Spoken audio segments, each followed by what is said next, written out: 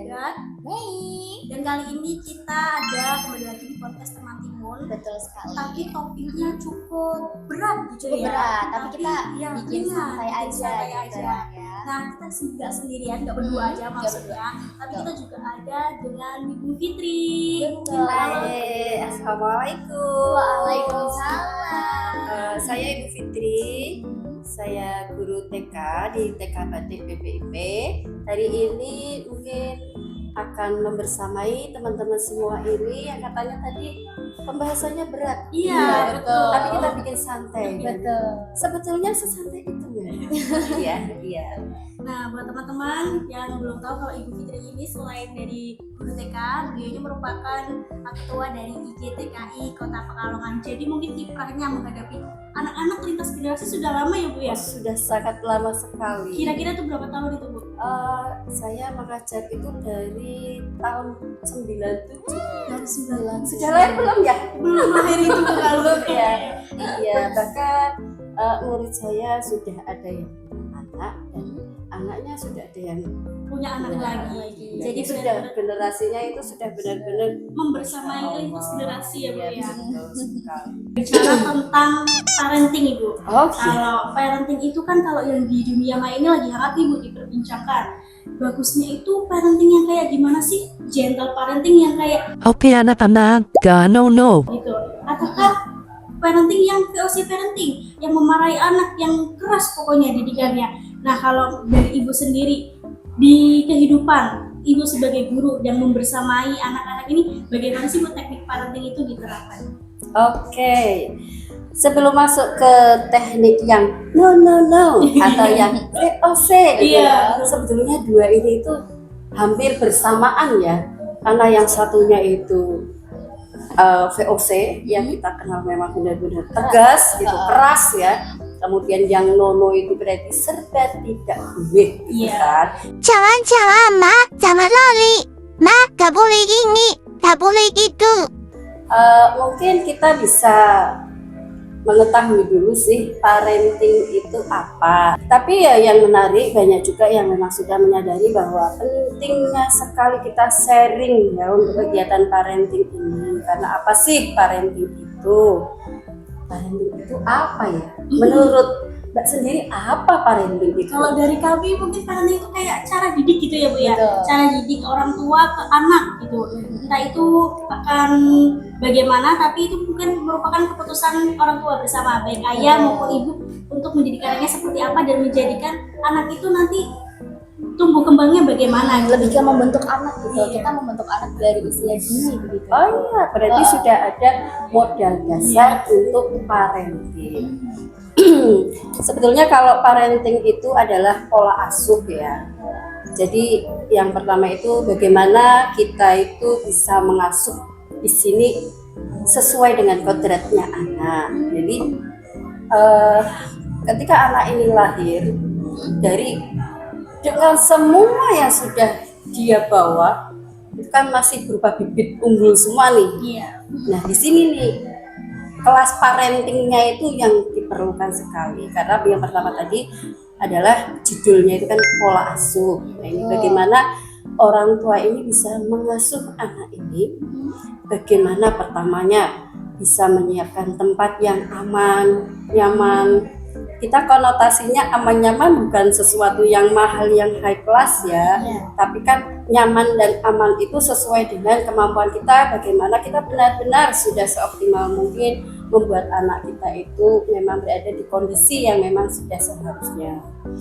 Bagaimana kita menyiapkan dia itu dengan pola kesehatannya, dengan bagaimana kita mengasuh mereka itu bagaimana sih anak saya bisa berpakaian dengan baik, memiliki sandang pangan yang layak. Itu seperti itu ketika mengasuh. Kemudian tadi yang sama disebutkan tadi adalah mendidik. Nah ini parenting itu selain mengasuh juga mendidik, menyiapkan bagaimana pembelajaran yang baik. Anak kan memang sama sekali tidak bisa apa-apa, belum bisa apa-apa. Nah, disinilah letak orang tua bagaimana mendidik anak yang benar. Nah, kan banyak tuh media sosial, kamu harus begini Iya, begini. yang Gitu. lagi Nah ya. itu kan kita bisa mencoba memfilter yang terbaik yang memang menurut kita. Kita di sini tidak hanya ego kita ya, tapi kan kita di sini sesuai dengan yang sudah kita pelajari dari semua. Misalkan kita memang hanya mendapatkan dari media sosial. Nah, media sosial yang ini tuh yang paling tepat itu yang mana ya? Sebetulnya yang mana ya? Jadi tidak hanya karena ramai, karena trending, ternyata itu kurang sesuai kan juga tidak bijak rasanya. Jadi mendidik itu benar-benar bagaimana kita memberikan sebuah pendidikan yang real, yang memang benar-benar dibutuhkan oleh anak dan itu bisa meningkatkan kemampuan anak. Dari mulai anak 0 tahun itu bagaimana Kak pendidikan yang seharusnya.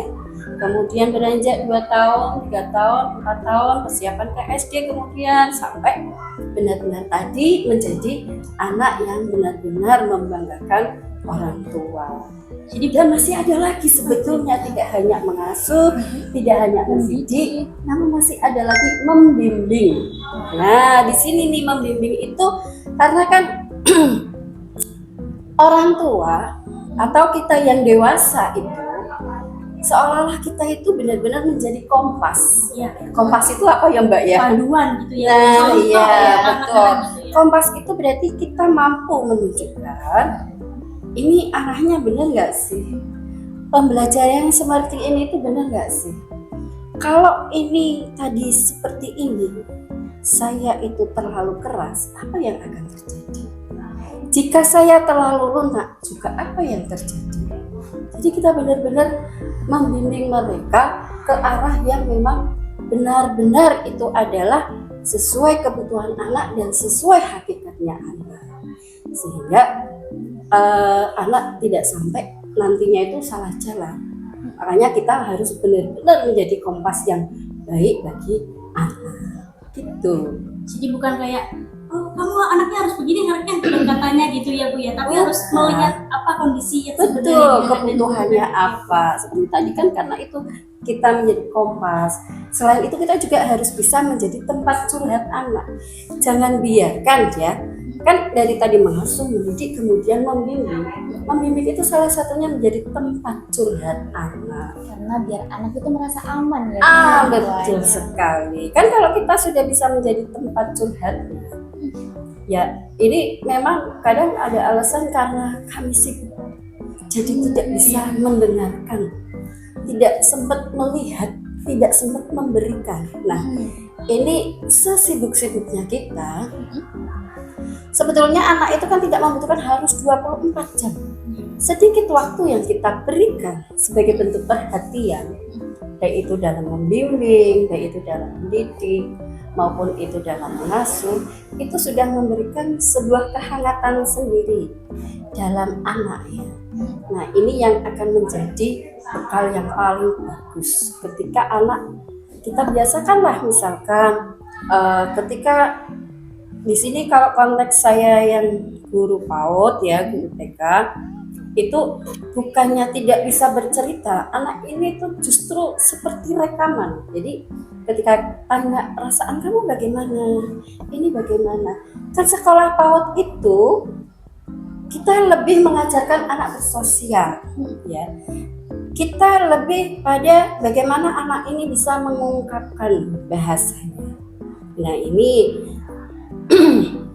di rumah pun sama, kita coba sih anak-anak tetap bisa kok memiliki tanggapan, memiliki sebuah penilaian, keinginan. Aku mau ini, kamu suka nggak sih kalau begini? Kamu inginnya bagaimana? Pertanyaan-pertanyaan tadi itu sudah memberikan pemantik bahwa oh ternyata aku diperhatikan. Itulah yang namanya tadi membimbing. Masih ada satu lagi setelah itu semua, kita berarti harus bisa menjadi teladan bagi anak. Ya, bagi anak itu kita menjadi contoh. Jadi kita tidak hanya bisa Menyuruh anak harus begini tapi betul dirinya tidak melakukan itu ya Bu ya. begitu. Jadi akan gitu tuh menjadi apakah benar sih mama saya ketika mengatakan sama saya bahwa saya di rumah itu baiknya jalan, tidak lari.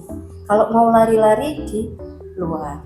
Nah, kan misalkan itu mamanya sendiri waktu karena cepet-cepet lari gitu. Nah, itu kan berarti kan tidak memberikan contoh yang baik. Jadi kita tetap harus konsisten.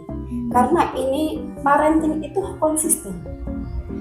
Mendingan kan figurnya ke orang tua sendiri daripada lari-lari kemana-mana cari figur orang lain. Itu yang nantinya berbahaya sekali ketika anak-anak itu sudah memfigurkan di luar orang tuanya.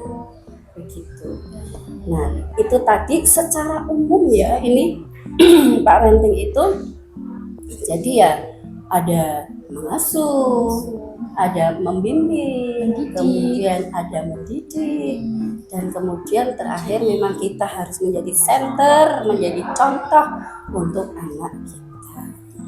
Kalau misalkan nih Bu ya, apakah kita harus membedakan untuk parenting yang di sekolah dan di rumah gitu Bu? Lihat dari tadi kasus-kasusnya kan berarti kan ada yang di rumah mamanya harus ini, tapi kalau di sekolah kan ibu guru Iya. yang jadi contohnya gitu. Betul, dan ternyata memang seringnya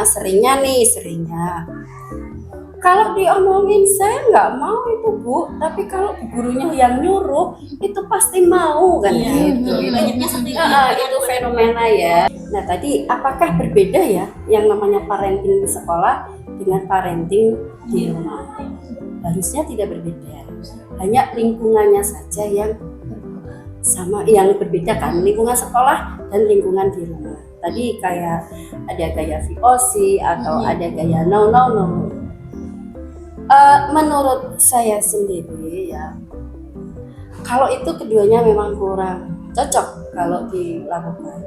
Gaya parenting itu kan ada 3, otoritatif, otoriter, dan kemudian ada yang gaya namanya permisif. Iya, kalau otoritatif itu gayanya tegas tapi menghangatkan. Jadi kalau kita ngobrol itu, kita itu memang punya aturan. Namun aturan ini kita berikan kepada anak dengan memberikan ini kenapa dan bagaimana. Asal muasal seperti ini. Asal ini kenapa gitu ya. gitu. Dan itu pun kita tidak mengatakan jangan ya nak, kamu main api nanti kamu kebakar. Itu ada no di situ. Say no ya, jangan. Itu tidak seperti itu. Jadi misalkan anak bermain api, kamu main apa nak? Main api. Bagus ya, kamu udah kenal api. Nah, api ini kalau kecil kayak gini, kalau besar nanti bagaimana? Kamu bisa nggak misalkan ini? Nah, baiknya kalau mau main api, ada yang lebih gede menemani. Mama, papa, karena akan berbahaya kalau kamu main sendirian. Kita tidak tahu kalau kamu seperti ini. Misal seperti itu. Konsekuensinya, alasannya, nanti kalau seperti ini kamu kenapa? Tapi kan bukan berarti kita langsung, oh kamu kalau begini alasannya begini. Tidak. Kita pendekatan, kita ajak mereka itu berpikir. Ya, berpikir, oh iya ya. Jadi menerima secara langsung. Kalau yang tadi otoriter itu sama seperti VOC, sama seperti nono. Jadi langsung kamu nggak boleh gini, kamu nggak boleh gini. Tegas gitu ya. Yang itu tegas tanpa ampun. Sama tidak diberikan alasan. Iya betul. Pokoknya nggak boleh titik. Kenapa? Yaudah nurut aja gitu ya biasanya.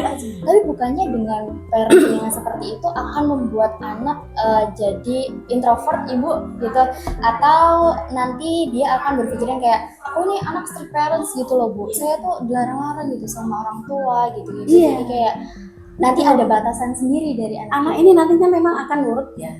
Nurut saat itu saja. Nurut nanti lama-lama misalkan yang benar-benar jadi penakut nih, nurut lama-lama dia akan kehilangan yang namanya itu kepercayaan diri. Jadi dia nggak berani ngapa-ngapain, nggak berani mencoba apa-apa, nggak berani mencoba hal baru. Otomatis ini kan mengganggu sosial emosionalnya dia. Betul. Kreativitasnya juga terganggu, semuanya terganggu, emosinya terganggu. Itu masih lumayan jika tidak menjadi anak penendam.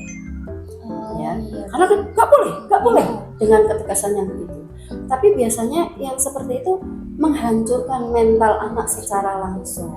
Biasanya anak-anak dengan gaya parenting yang VOC ini membuat anak memang banyak yang kurang percaya diri, tidak punya inisiatif, minim kreativitas, karena semuanya sudah diatur, dan ketika dia ingin melangkah itu seolah-olah di otaknya itu sudah ada no, Sudah ada larangannya gitu ya Bu. jangan. Nah, seperti itu. Jadi kayak anak itu hidup di bayang-bayang orang tua gitu ya Bu ya. betul Jadi kayak sekali. kamu mikir, aduh mamaku nggak boleh, aduh enggak. Iya. Tapi mungkin negatifnya jadinya mencoba di luar pengetahuan orang tua Bu. Nah, Yang itu juga. tadi. Jadi- Sehingga dia mencari pelampiasan Iya. di luar. Ini belum lagi kalau misalkan dia kemudian berlaku seperti itu juga kepada temannya. Yang terakhir ada yang Permisif. permisif. Permisif. Nah, yang permisif ini anaknya terlalu bebas, orang tuanya atau lingkungan di sekitarnya tidak pernah melarang. Tidak. Anak udah bebas, kamu mau apa saja silakan. Ada loh yang orang tua Nah, itu begitu. lebih kayak tidak peduli gitu Bu. Iya betul, kan katanya gini, katanya nggak boleh bilang no, katanya nggak boleh melarang-larang anak gitu. Iya. Ya udah dibiarin aja. Anak bebas.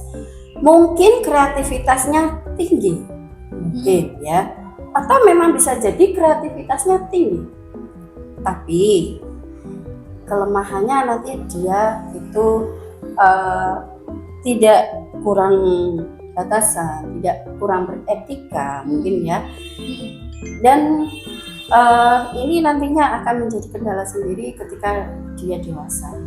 Akan menjadi jiwa yang egois, akan menjadi aku pokoknya maunya ini, keras sekali, tidak bisa Dinegosiasi gitu ya. Iya, tidak bisa menerima. Enggak, aku udah biasa begini. Biasanya itu menjadi anak raja ya biasanya ya. Kalau dari yang 3 teknik itu ya Bu Iya. ya, itu kan yang pertama tadi ada otoritas dan juga permisif. Nah Iya. dari 3 itu, yang kalau di lapangannya sendiri Bu, yang paling efektif di anak-anak itu yang mana Bu, dan kendalanya biasanya apa sih Bu? Iya. Ada. Nah, kalau baik di sekolah maupun di rumah itu harusnya ya, yang cocok bagi kita di lingkungan kita saat ini itu adalah otoritas. Dia akan melangkah itu sudah tahu resikonya, kenapanya, efeknya, ya itu dia sudah tahu.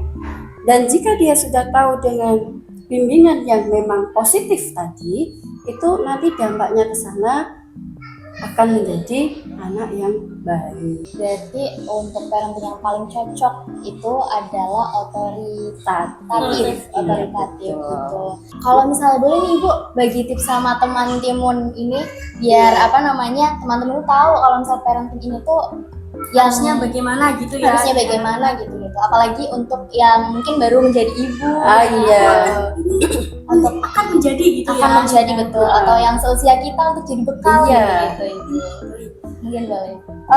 Untuk menjadi seorang tua yang baik, itu memang yang pertama itu kita memahami dulu anak kita. Kita mengalir saja ya dalam mendidik anak itu, intinya kita penuh dengan kasih sayang, penuh dengan pemahaman, memberikan sesuatu kepada anak itu memang sesuai kebutuhan kodratnya. Memberikan insight gitu ya Bu ya kepada teman-teman sekalian. Betul. Jadi emang dampaknya untuk parenting otoritatif sendiri itu sebetulnya tuh baik juga gitu ya, karena ada sisi positif dan ada sisi yang memang kita harus tegas gitu ya. Jadi kayak cocok untuk diterapkan ke anak-anak, apalagi untuk kita membentuk anak-anak gitu. Iya, betul. Ya. Nah mungkin teman-teman sekian dari episode kali ini, semoga memberikan wawasan bagi teman-teman sekalian. Itu nggak harus yang sudah menikah ya Mbak ya, Betul. nggak harus yang jadi ibu, tapi juga seperti kita ini Gen Z yang butuh bekal atau akan mungkin teman-teman mau melangsungkan pernikahan dan akan menjadi seorang ibu, ini cocok banget tontonannya buat teman-teman sekalian. Saya Tata dan juga Mei dan juga Ibu Fitri, terima kasih. Terima Pamit kasih, undur diri. sama-sama. Bye. Bye.